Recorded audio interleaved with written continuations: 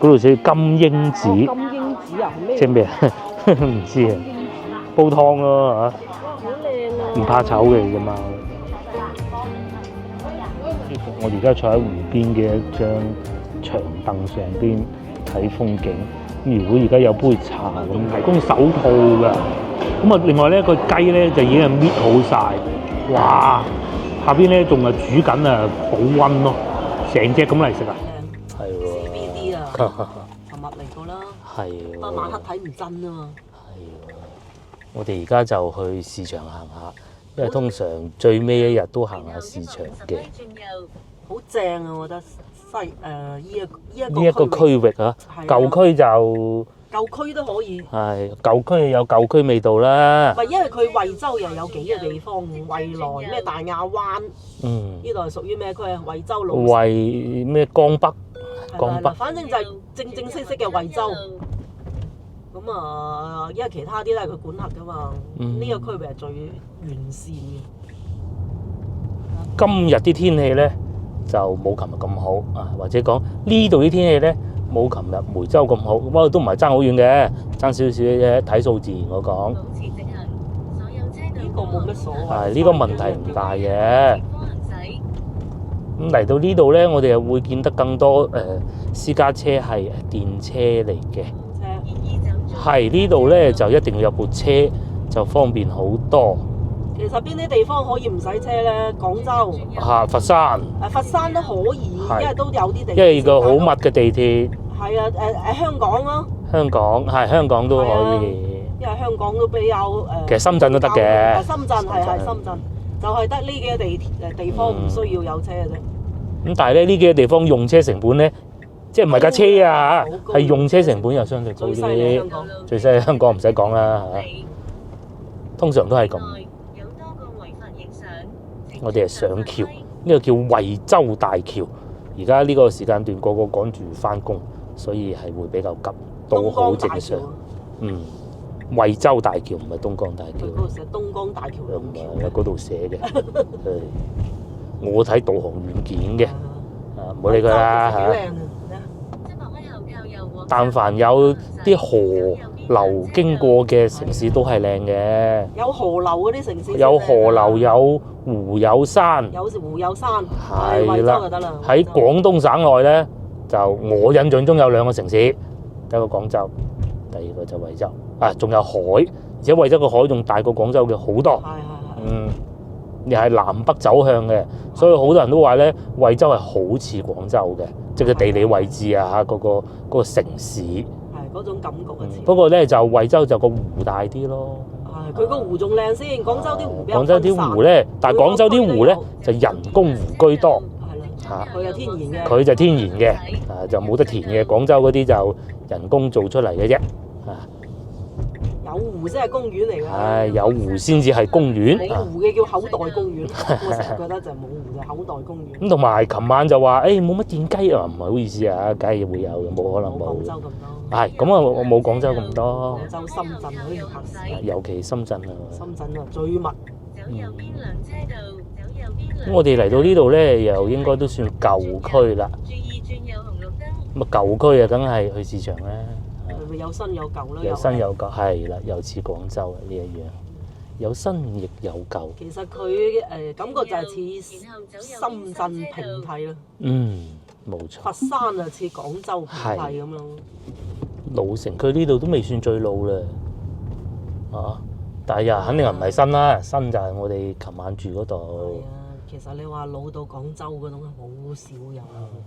又咪有似廣州咯？嗱，佢都係有好似廣州老到騎樓嗰啲，甚至可能冇人住啊嗰啲爛屋嘅，有騎樓都有呢度廣州都有嚇。咁呢度咧又好似而家面前呢種刺身咯，90年代承建嘅。咁包括如果我哋琴晚住嗰啲咧，就可能04、05年之後啦，甚至可能近呢幾年嘅。嗰啲屬於現代建築。冇錯。嗱，呢啲冇電梯嘅咪90年代咯。係啦，9層樓甚至可能6層嘅咁咯。係啊，以前一般就係起9層同6層。咁啊一嚟到舊城區咧，就電雞啦，你又會見得到好多啦。係咪？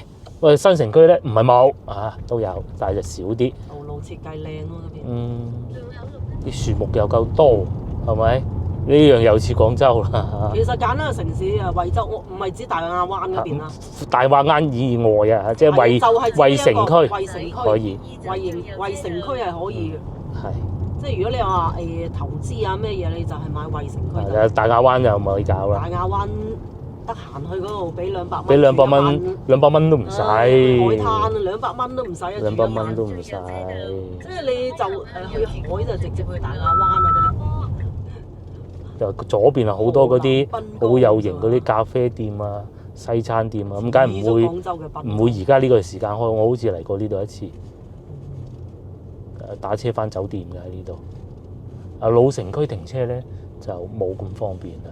我試過有一次嚟呢度住酒店，個酒店平一個人住個酒店，但係咧停車咧係冇停車位，要去公共嗰啲停車位嘅，霸住就唔願走嗰種咯。我呢度你睇下啲車就咁樣攝上去，呢個合法㗎，公共㗎，好似呢啲位咁。左邊就好多餐廳咯，日式、韓料、西餐。前面紅綠燈直行。其實佢都 OK。係啊。尋日嗱，你睇即係啲餐廳，你話冇人又假嘅都有人，但係嗰度真係唔得啦，五環哇，真係差得遠。已經係另外一個世界，就冇咁 fit 啦。係啊，所以有時揀城市你要真係要識得揀啊。你喺前邊嗰啲屋咁樣望住個江，係啊，幾舒服。好話唔好聽，假如我住喺五環，我未必會留喺嗰個城市。其實好理解㗎，啲後生仔。梗係㗎啦。肯定會追求大城市㗎啦。係啊，一個揾錢，第二個吃喝玩樂，梗係咁㗎啦。係啊，你所有資源都係集中大城市㗎嘛。係啊。所以你嗰啲特別啲村啊，五華再落邊啊嗰啲村有好多走晒㗎。再退一萬步，就算送外賣，我都去個大城市送啦，係嘛？一日得2單咁樣，你唔等錢使都唔係咁㗎。係啊。嗱，呢啲大城市，你好似廣州咁，陣間有燈光節，陣間馬拉松唔使錢㗎嘛嗰啲。呢度附近係好多酒吧㗎喎，聽講。我朝頭早啊睇唔到嘅。文創園、老船長、酒坊、咁同埋咧，佢哋亦都係好中意將啲舊屋、舊嘅廠房啊，因為嗰啲都搬走噶嘛，改成一個嗰啲文創園。係啦係啦。即係好似我哋嘅嗰個楊桃廣場咁咯，差唔多嗰種感覺，因為工業嗰啲唔可以再留喺城市，搞到污染噶嘛。我梗係賣啤酒。其實你住嘅就住喺嗰啲冇咩工業嘅係好住啲㗎。你住喺工業嘅地方，除非你係工業區嗰啲咧，你係想打工嘅啫。除非係，如果唔係居住嘅，梗係小廠，越小廠越好啦。呢度真係老城區啦。我呢度好似嚟過啦。係啊。好舊㗎呢邊。好舊㗎呢邊啲屋。哇！呢邊好似好旺。黑麻麻咁旺咩？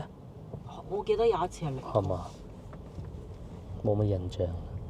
惠州我哋都去過好多地方。轉左，轉入塘尾街。窄到好啲水門啊！水門直街。尋晚都想過嚟呢邊。係太攰啦。400米後喺 T 字路口轉右。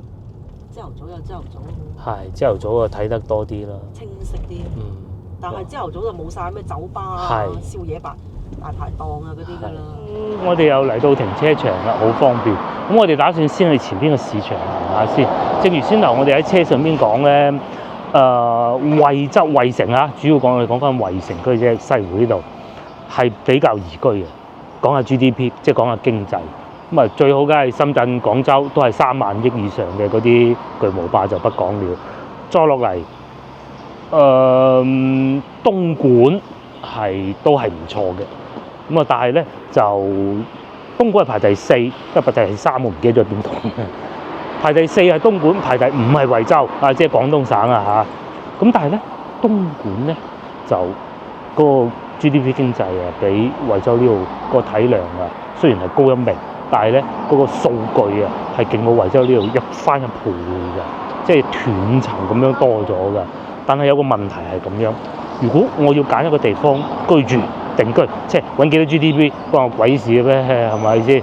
對於普通人嚟講，惠城區呢度生活咧，就應該就會好過東莞。老城區嗰邊嗰啲，東莞咧係工廠，係會比較多工廠，惠州都有工廠，不過咧唔喺惠城區呢度。佢最大嘅 GDP 就係嗰個石化嗰邊喺南邊嘅，咁啊仲有幾間整顯示器啊、整下手機嗰啲廠。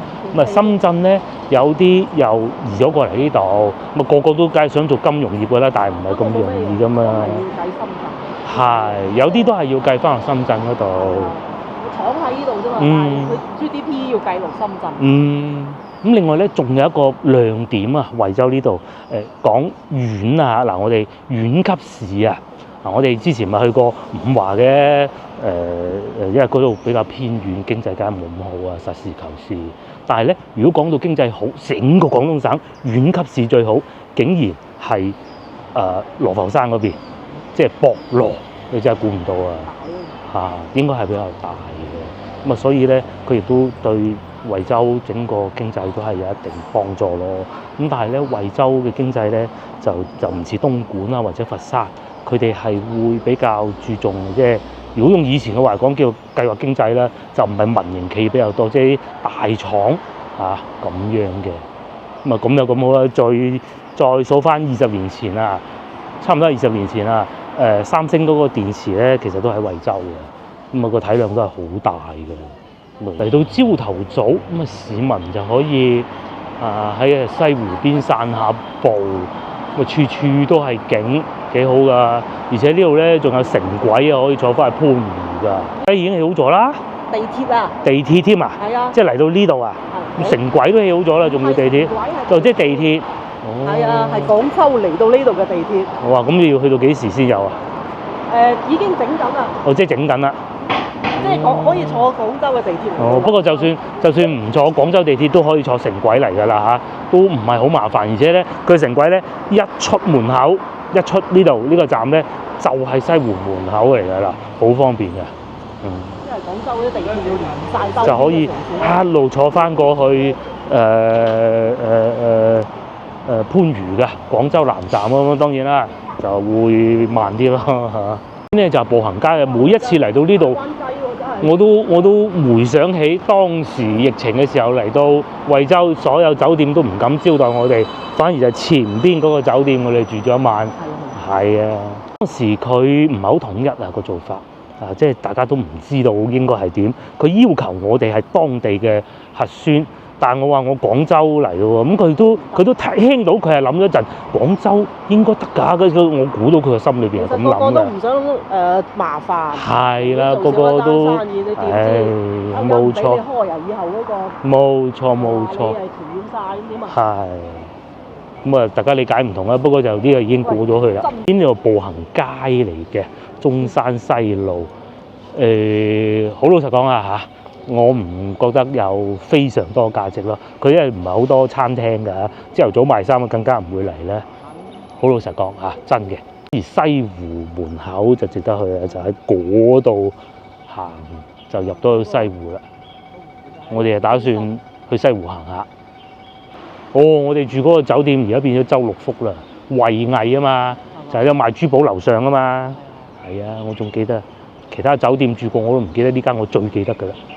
幾舒服嘅，仲住得。幾乎諗住翻去。係啊，我哋諗住睇埋呢間，佢唔俾我哋住就走㗎啦。又得喎。睇翻數據補充一下，排第3嘅佛山市，但係佛山同東莞咧個 GDP 係好近嘅爭得，係啊，隨時就會變位㗎啦。咁但係咧，佛山同廣州就爭咗個 double， 跟住惠州咧同東莞咧又係爭咗一個 double 咁樣嘅。我再往下邊嘅珠海、江門、中山、茂名就不講了。咧講到惠州嘅經濟咧，石化產業居多啦佢唔係中國內地嗰啲牌子㗎，唔係國企嗰啲牌子㗎，係殼牌啦、埃克森美孚啦呢啲勁嘢嚟嘅喎。咁至於做電子產業咧，亦都係另外一個比較好嘅帶動點啦咁譬如我哋成日知道 TCL 其實就係嚟自惠州㗎。咁後來咧慢慢演變咧，就多咗一個牌子叫做步步高，即係以前成龍大哥賣嗰個學習機步步高咧，咪又喺呢度嘅。咁最尾咧步步高咧再演變出嚟咧，就出咗兩個牌子，一個 Vivo 一個 OPPO， 但係唔知點解咧就唔喺呢度生產，就去咗東莞同埋深圳生產嘅咁咯。咁但係咧西湖就搬唔走嘅。不過內地最出名兩個西湖呢度係其中一個，咁另外一個當然會更出名㗎嚇。咁啊當然呢個都唔嘢少啊，好鬼靚啊，好多文人墨客都喺度留下佢嘅足跡，我哋入去行下。係啊，疫情嗰陣嘛住呢個酒店啊嘛。冇酒店。係啊。係啊，幾好㗎。講到電子產業啊，仲有啊，而家咧最興起嘅電車啊，新能源汽車啊，嗰個電池啊係整個車嘅關鍵嚟㗎嘛。咁你話做得最好嘅應該係福建啦嚇，連 Tesla 都用佢。咁但係咧，其實其他國產嘅牌子咧，佢唔使用到咁勁嘅電啊，佢係性價比啊嘛要。咁啊，其實惠州呢度產叫益偉儲能啊，好似叫個名我就唔係好記得啦，但係都係好出名㗎嚇。益偉理能鋰電嘅。市場啦，之前行過㗎啦，好耐之前嘅事啊。今日又嚟行下，睇下冇咩啱賣，都有啲早餐食下咁嘅喎。我上次睇嗰個咩貓嗰個 YouTuber 都係行呢個市場嘅喎嚇。旺角之前嚟好多啊，上次又話嗰個酒店肯收留我哋嗰次，都係行過呢個市場啦嚇，完全冇人嘅。仲有亞麻叫添，炸嘅梅菜。同梅州嗰啲有冇咩唔同咧？即係又唔同風味嘅。梅州嗰啲係梅菜乾嚟。哦，呢啲係濕身嘅。就係橋西市場，唔算好大，但係就歷史就好耐㗎啦。有個檔口出租。仲有檔口出租，呢個係油甘汁。金油油甘。前邊有賣下茶葉啦、涼茶啦。而家點解咁嘅？係啦，而家變成咁啊！主要係賣梅菜。特產梅菜乾。係。甜梅菜，係甜梅菜係。嚟到呢度就會有電雞後邊催你行快啲嘅，正常啦。但係呢個區域又好似靚咗啲喎，室內部分呢邊啊賣緊隻貓行過嗰度咧，嗰個係土茯苓啊，土茯苓煲湯啊，老細要幫你慢慢一片片切開佢先得㗎，刮咗個皮。係山楂啊？唔係。唔係山楂。唔識。係啊。都要曬嘅。唔知啊。嗰度寫金英子。金英子啊？係咩？即係咩啊？唔知啊。煲湯咯嚇。廣東人唔知嗰樣嘢點食就係煲湯㗎喎。煲湯一定啱嘅。浸酒啦。浸酒，哦，浸酒。哦，原來浸酒用嘅。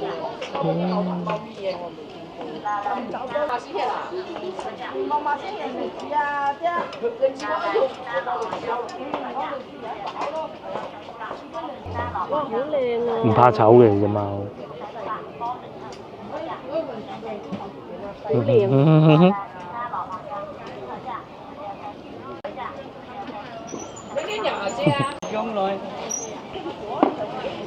邊就有早餐賣，好多貓啊！老城區都係咁噶啦。其實我哋都好中意行下，即係你行下老城區。行下老城區睇下玩下啲貓，幾開心。係啊。新城區就冇啦，先琴日嗰啲。你去旅遊唔一定話去名川大嶺嗰啲，行到你一直行咁嗰啲。呢度啲屋啊，大家睇下幾多層樓啊？4層、5層，好矮嘅。或者睇下當地啲特產啦，睇下醫傾偈啦。咁啊，呢度就賣鹹菜，度度都唔同㗎，真係嘅，好多啊，甜㗎，呢個仲係蒸豬肉好食啊，肉餅啊，呢邊啊唔近啦，但係其實惠州都係會有海㗎噃，有海啊，梗係有海產㗎啦嚇，鹹水魚啊各種都有，不過呢邊係會遠啲，呢邊近山多啲。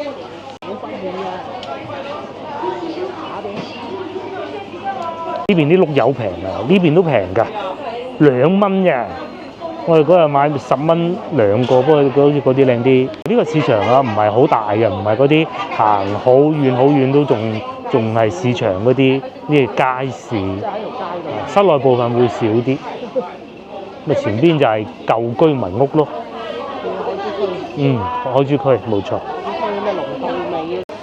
但係啲特產就真係好豐富啊！花生，佢哋呢邊都好中意食花生嘅，但係咧就會係煮嘅花生，不過呢個已經唔係煮嘅，賣白鴿㗎啦，呢啲攞翻去煲湯，乜嘢都可以煲湯嘅。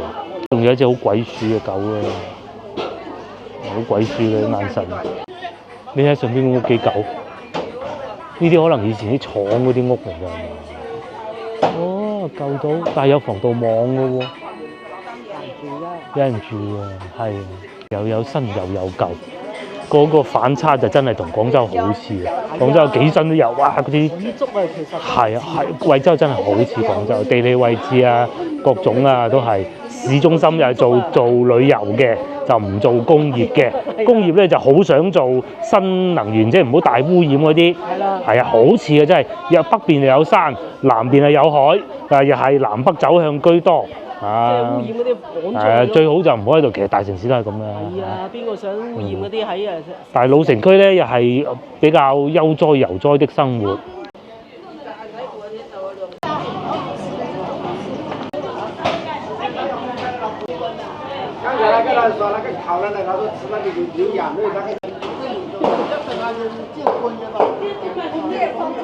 呢度仲有個舊嘅陽台啊！要加固咗先得。以前嗰啲雕出嚟嘅。嗯，好舊啊，應該真係。叫秀水湖，之前好似行過一次，疫情嗰陣嚇。行下咯。係啊。我哋好中意行下呢啲舊街。呢叫冷巷啊。因為咧，佢呢啲肯定到時一拆咗咁。就咩都冇晒啦。我哋嘅片又變成紀錄片啦。呢個樓上嗰啲屋，哇幾密！好似可以穿翻出嚟。可以嘅呢度，行翻去步行街㗎，好似。跟團就唔會睇到呢啲。上邊咧就係行呢啲樓梯咯，窄嘅樓梯上去。呢啲算新嘅咧，個陽台又要攞條棍頂住先，唔係冧，係嘛？同埋呢個排水嘅，係呢啲新啲就唔使嚇。你啲玻璃馬賽克。旗嗰啲梗係穩陣。係。啲書又有。呢度出嚟。兜兜轉轉啊！前邊就係步行街啦，好似裏邊仲好行過步行街嘅。西湖步行街呢度好似叫做咩？西湖步行街。唔知。因為而家咧呢啲鋪咧入晒商場。係啦。你睇下尋日嗰度。係啦。旺到鬼嘅。我要買衫我都去之後嗰啲買，琴日嗰啲買啦。你天熱啦行唔到。呢度已經算好嘅，上邊啲樹已經算好㗎啦。呢隻咩樹？唔知啊。白蘭花、白蘭樹啊。哦，即係好香嘅。白玉蘭啊。哦。好靚啊！有得咁大棵白玉蘭啊，好耐啊要。哦。華僑新村最多。哦。就行下啲巷仔，呢度係食街嚟嘅夜晚，梗係冇喺海鮮街嗰邊咁旺啦。不過其實我哋唔係嚟食街，我哋嚟睇貓嘅。我一落嚟隻貓向我哋行過嚟啦。呢隻醒目嘅喎，哦佢翻屋企嘅，你叫一句佢叫一句。喵！嚇人啊呢隻貓！好，咁我哋準備去西湖。先頭咧，我哋咪見過好多舊屋嘅。嗱，買就冇可能會買，我都唔相信我哋觀眾會買嗰啲。但係睇下幾錢係冇問題㗎嘛，係咪？平啊嚇！大概先頭嗰啲巷仔裏邊嘅區域啊。30幾萬啦，73平方喎。你如果中意一戶建啊，即係中意獨門獨戶嗰啲咪係啊。嗱，好似呢個係一樓嚟㗎，佢仲寫近地鐵添。係啊。92年樓齡話都幾夠。幾錢啊？3000蚊一房。4500。4000喺廣州大概呢啲屋係2萬5。2萬幾啊，廣州係。係啊。即係下邊呢啲啊，呢啲毛坯。即係佢好舊啦，你唔好理佢係咪毛坯啊！哇，都要成萬蚊啊！哦，近西湖啊！哦，西湖嗰啲即係可能可以做咖啡店嗰啲啊嘛？可能係啊，我估即係佢你住唔住都唔理啦，因為做下樓上咖啡店咯。喂，但係呢個又平喎，5000幾喎，係咪寫錯啦？80平方43萬喎。咁你譬如好似打下日神咁樣，即係你都有啲存款嘅，咁你又唔想話去打工㗎？點會翻嚟打工㗎？嗱，呢個佢係寫近步行街啦嚇，91年5600蚊，咁啊，呢啲就酒店旁邊嚇，大灣雞哦。咁啊，大概唔使啊，呢度附近樓價都係咁噶啦嚇，好舊啊！呢一個區域嗰啲屋，啱先我哋見到嗰啲嗰條棍棟住間屋嗰種嘅，呢個比佢好似新啲嘅應該係，咁啊40萬、50萬、40萬、20幾萬都有啊！仲有條街係手信特產超市添，不過未開門，算啦。或者冇共享單車。可能係，因為我哋行咗一段時間，發現冇共享電雞，不但止，仲要連共享單車都唔見。想話揾部單車踩下都唔得。冇啊，冇啊！啊，呢個真係撐啲。其實你做旅遊啊，一定要有呢啲嘅。打開呢啲共享單車 app 就會揾到附近邊度有車㗎。嗱，一撳開，乜都冇。係乜都冇。唔忿氣再睇多次，係咪冇啊？一部都冇啊！未開通服務啊！嗱，好似睇暈啦，整個衛城區都冇㗎，重要啦，冇電雞就睇下個湖，好鬼靚喎，好舒服嘅感覺。夏天都唔會好熱嘅，哇！呢度影相好睇，同埋咧一有呢啲湖咧就有雀喎，有雀咧就有好多發燒友影相㗎啦。嗰邊我哋之前去過，我哋今次行下呢邊。我好遇到有一個旅行團添，咁同埋後邊嗰度快睇到原來仲有11日咧，呢度就會舉行馬拉松嘅，仲有11日，你差唔多到新年㗎咯喎，元旦㗎喎，最火爆反而係呢兩個喎，呢兩個同個大灣雞影相喎。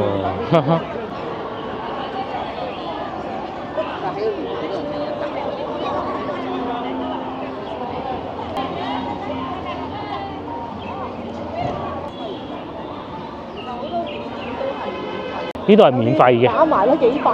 免費嘅呢個景點係，你仲可以嗰個付費租架車，就帶住你個小朋友咁樣坐喺上邊嘅咧，就唔使佢自己行。第二咧，前邊咧就可以坐船，同樣都會有啲文創產品賣。呢個係發光啊，仲有立體發光冰箱貼。人旅遊。長者團。琴日小學生啊，中年人去晒邊咧？打工。呢度仲有整緊啲叫西新亭啊、西湖亭啊，嗰個中間咩字？有冇觀眾知道咧？西新亭啊。新字啦，應該係。東門碼頭要坐船就喺度坐。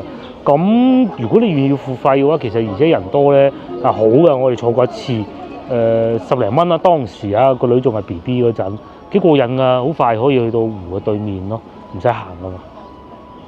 同埋喺湖上欣賞風景咧，又唔同嘅。仲有冇啊？有啦。嗰個船啊？睇下幾錢？嗰度有，睇下幾錢？究竟需要幾錢咧？唔係呢個，呢個係遊船，仲有一個係蛙艇仔。180蚊1小時，最平係140蚊電動船。嗱，60蚊咯，遊湖大船。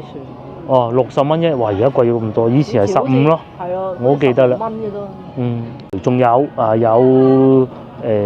表演睇嘅，每個時間段都有蘇東坡與黃朝雲，咁啊15分鐘一場，60。好貴喎，而家啲遊船。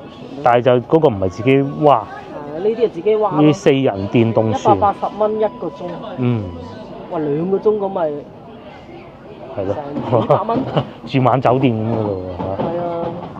好啦，15蚊啫嘛，以前。去到嗰個塔嗰度。係啊，好似仲叫個女又唔使錢定唔知平啲咁樣，唔記得啦。去到個塔嗰度嘅，我哋嘗試下行慢得到去好唔好啊？呢種船咯，呢啲就係84蚊。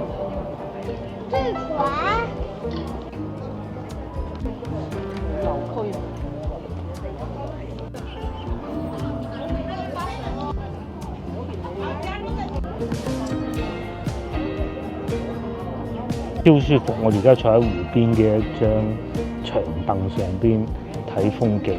如果而家有杯茶咁就 very good 啦，熱嗰種喎。我唔飲茶飲水都得嘅，啲水就得㗎啦。圍城區大亞灣嗰邊就係錯船，嗰邊就係樓。一開始睇中午食咩，10點半嘅，咁去湖邊食農家菜咯。惠民大道，成條路都係啊，惠民大道。江邊大排檔啊！嗯，睇呢江邊大排檔。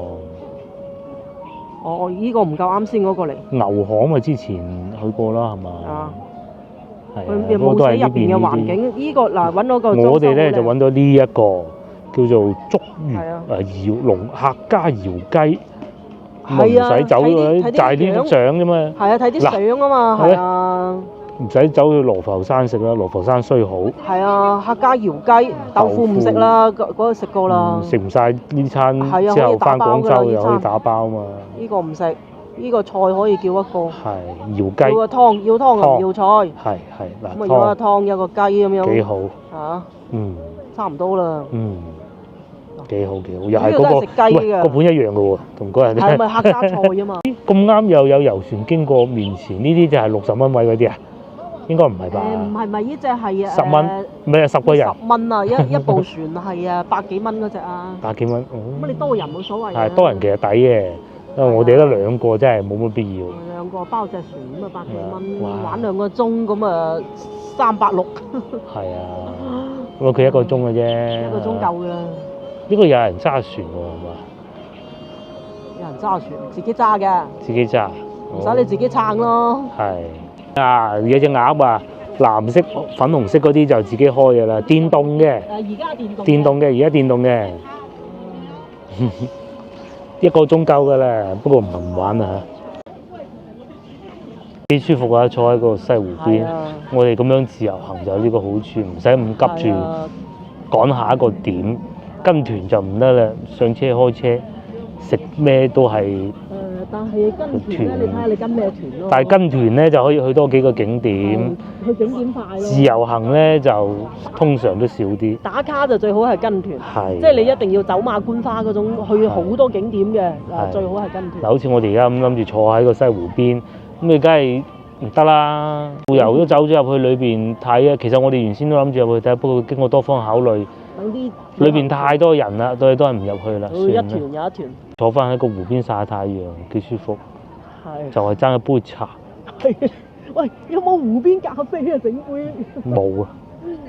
有冇邊個地方坐喺湖邊整杯咖啡？喺度整杯茶要一個咖啡廳就好。分腳俾人執咗咧。講下，下次開翻你話。下次開再算咧。誒，翻去攞車啊，準備翻酒店執嘢，接一團，準備食午餐。啊，好多旅行團啊！老來樂啊呢個。係啊，咁梗係啦，因為呢度免費啊嘛。所以而家多咗好多啲北風啊。嗯。咩嚟？北方凍啊嘛，梗係嚟呢度啦。啊，歌記着短袖都得。啊！呢個停車5蚊啊，係一次喎。係一次。一次5蚊，你停10個鐘都係喺呢邊。咁你哇行完一個湖，你都你晚晚都未遲。嗯。咁啊幾好啊！幾好。旁邊又有一啲客家菜館嘅，不過我哋唔喺呢邊食啊，去揾一間農莊。哇！啲樹靚到。建議走最左車道，400米係好舒服嘅。好舒服嘅，真係好舒服。惠州。呢度有個按規定車道唔使影相。惠州都幾多橋啊！惠州嘅城市啊，佈局好啊。係。即係地理上嘅位置啊，有湖有橋有山有海。呢個叫惠州大橋，應該舊啲啦吧？我估。係啊。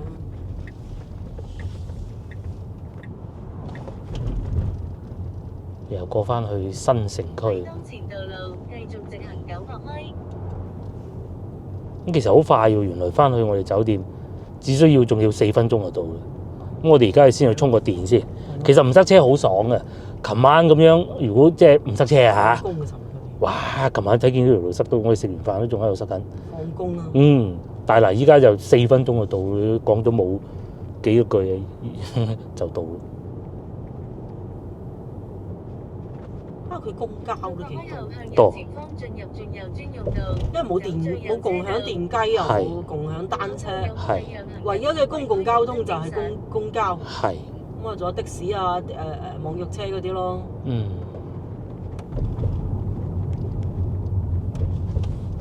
好靚喎你啊！其實啲成件幾靚。嗯。哦，到啦。係啊，到啦。提速有望綠燈通過路口。哇！100米後掉頭。一陣就到啦，對面啊華茂睇唔睇到？係啊已經係住嗰度啦。住咯。就係嗰條橋。係啊，華茂大廈就嗰條橋啫嘛。啊，咁佢新城區離舊城區又唔算好遠。係咯。所以呢邊夠旺嘅，唔似某啲城市，即係不指定我唔係講邊個啦嚇。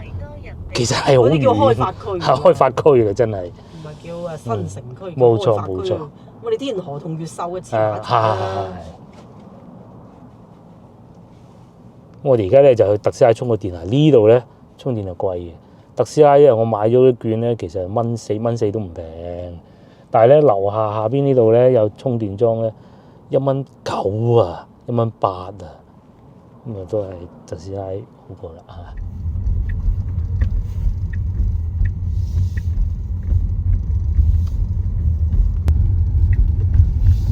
注意，150米下方進入轉右專用道。進入轉右專用道，正右。我城大橋啊，一條橋。走左邊車道。哦，好似隻鵝咁啊！嗰個橋就係。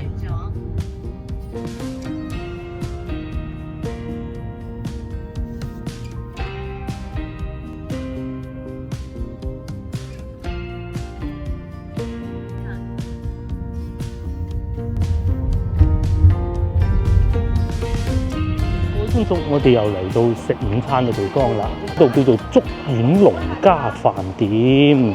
而家差唔多1點啦，呢度食窯雞。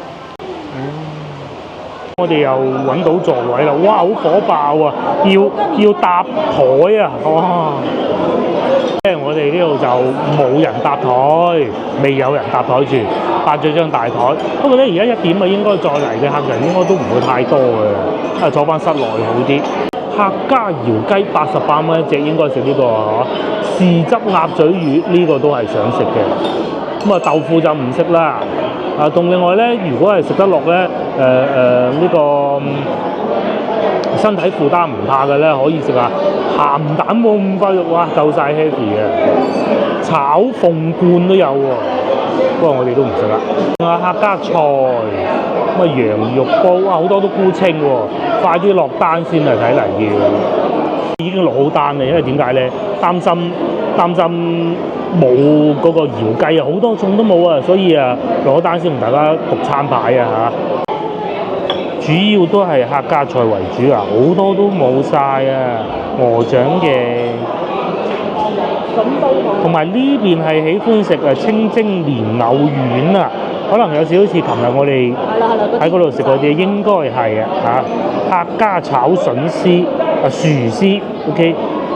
喂，呢度啲湯都係幾好啊！我哋有叫湯啊，好似係啊，石盒清熱湯，要1例咁啊，適合2到4人啱啦。咁仲有蓮藕龍骨湯都考慮過嘅，菜乾豬肺就返廣州都有，冇必要啦啊！仲有油豆腐葡瓜煲，其實佢啲餸菜都唔係好昂貴喎，個苦筍煲冇咗咯。主要都係煲為主啊！佢哋喺條國道旁邊，價錢都合理啦。鴨嘴魚，佢哋呢度中意食鴨嘴魚嘅，食得㗎鴨嘴魚係。啊，石盒清熱湯呢個係。石盒啊，切到好薄嘅。切到好薄係嘛？呢個係石盒，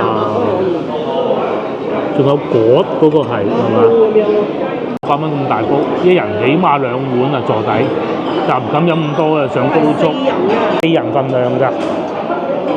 咁啊，如果係大煲6到8人88蚊，我哋飲唔到咁多，飲湯先。呢個榴蓮薄餅都到咗啦，幾香喎！18蚊人，呢度算平喎。係啊，30蚊都減收你啊！我見25啦，啱啱整好嘅。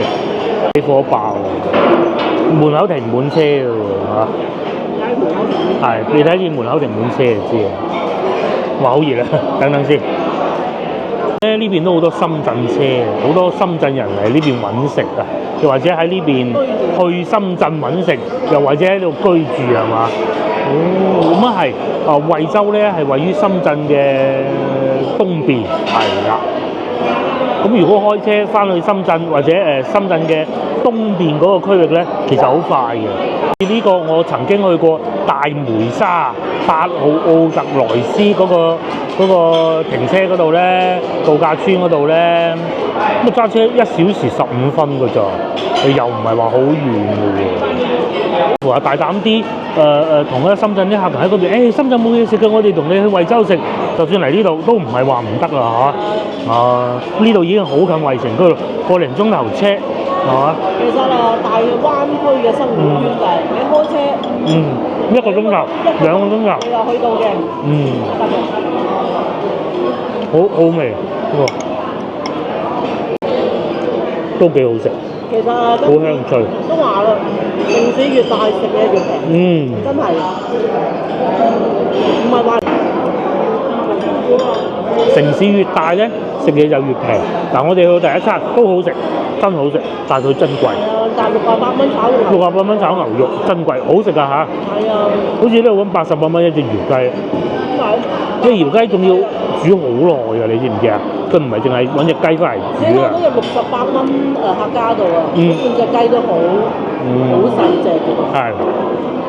琴日中午最主要咧，細城市咧佢客源冇咁多啊，你固定成本係喺度嘛，可能佢嘅固定成本係比較低啲。譬如話租金咁肯定係平過深圳㗎啦，唔使講。咁但係相比之下咧，佢嚟消費嘅金額同埋消費人數又冇深圳咁多。哪怕同呢度比都好，你睇咁多人啦。琴日嗰度都算好啦，都仲未至於到有咁多人，係咪？不過琴日嗰度使得錢多嘅啲人係，我聽見隔離袋成千蚊埋單，哇！係食啲特色嘢，都好貴嘅。咁但係如果講到話食嘢嘅人咧，就真係呢度多過琴日好多。如果講有特色，琴日嗰度都有特色啦。幾好呢個，咁啊唔使叫白飯啦嚇，食咗呢個唔使白飯嘅，係啊，有啲澱粉可以。落嚟試下啲湯，幾大嚿骨，應該幾好飲啊！佢燉湯又好似幾好飲嘅。仲有咧，我哋冇食米飯啦，今2次都，客家嗰啲蒸飯又好咧，潑潑咁樣嚇。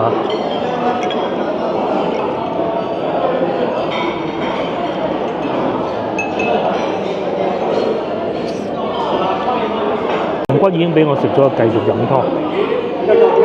因為藥材味係幾濃嘅，但係又唔係話苦到好似飲涼茶嗰種。佢呢度到2點嘅啫。到2點嚟做。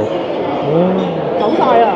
而家幾點啊？1點18分。窯雞呢個係。哇！窯雞好食啲，梗係啦。哇！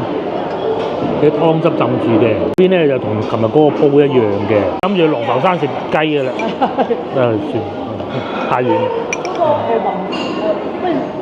咩山喎？咩昆山啊？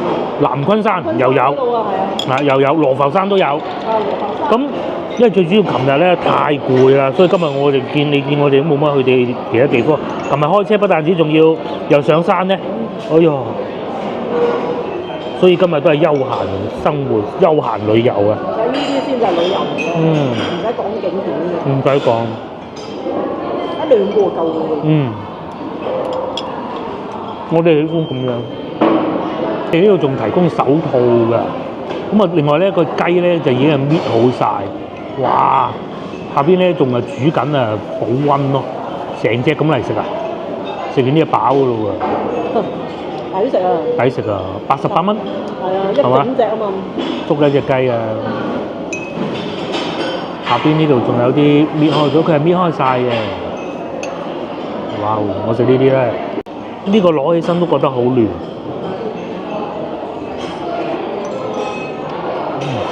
佢已經有味嘅，下邊嗰啲秘製嗰啲味道、味粉唔錯，個雞肉都幾嫩。南昆嗰隻，南昆嗰隻定係琴日嗰隻？個南昆山會好啲，但係南昆山貴啲。琴日嗰個就雞種一般。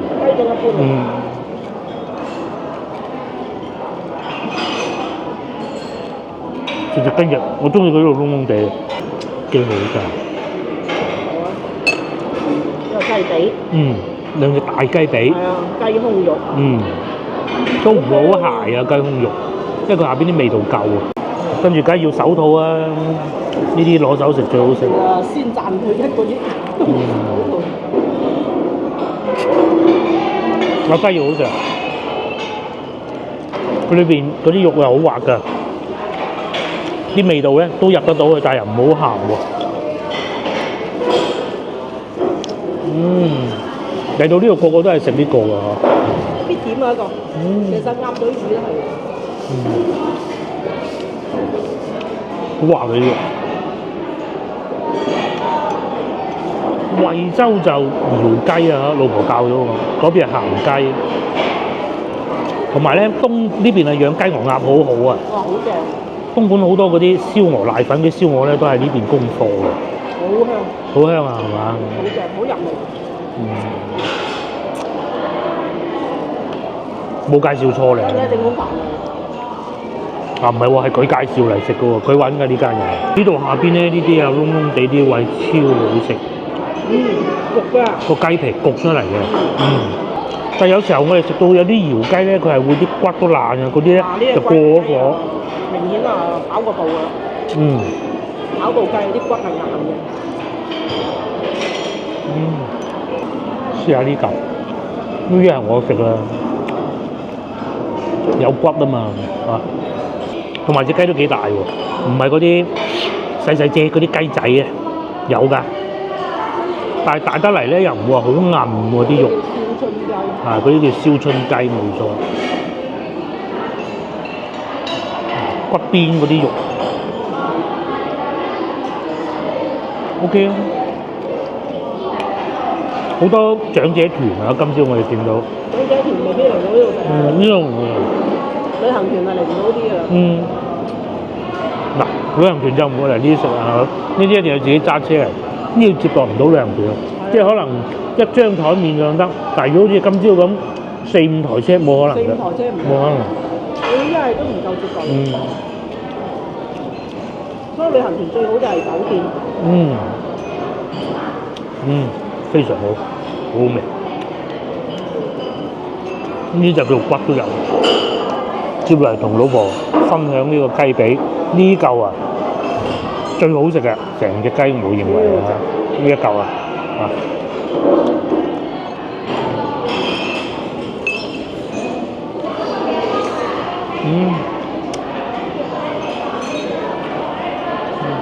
得，非常得。唔係肉肥雞嗰啲咁樣，一睇見就一層油，唔係啊嚇，真係幾好。炒到啊！成個廣東省湛江啊，嗰啲雞又幾好啊，佢又清遠啊，但係咧其實惠州啲雞都好靚㗎，湖雞。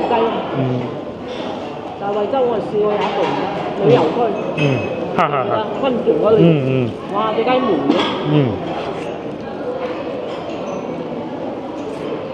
南昆山啦係嘛？又係南昆山。反正係有好有唔好。有好有唔好。同埋景區嗰啲都係差啲。繼續唔好俾佢停啊！呢度咁樣嘅，咁開咗，我食呢啲。呢嚿都好喎，喂。你咪食下雞髀咯。唔會太肥。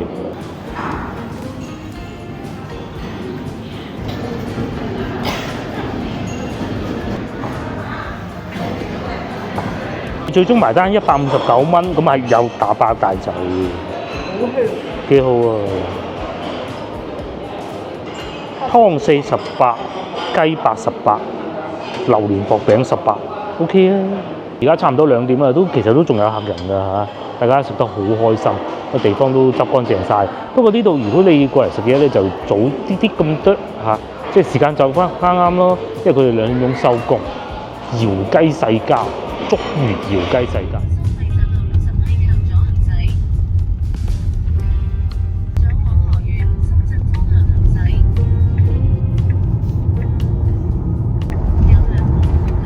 廣惠高速啊，呢條係廣州到惠州，117公里啊，翻到廣州啦。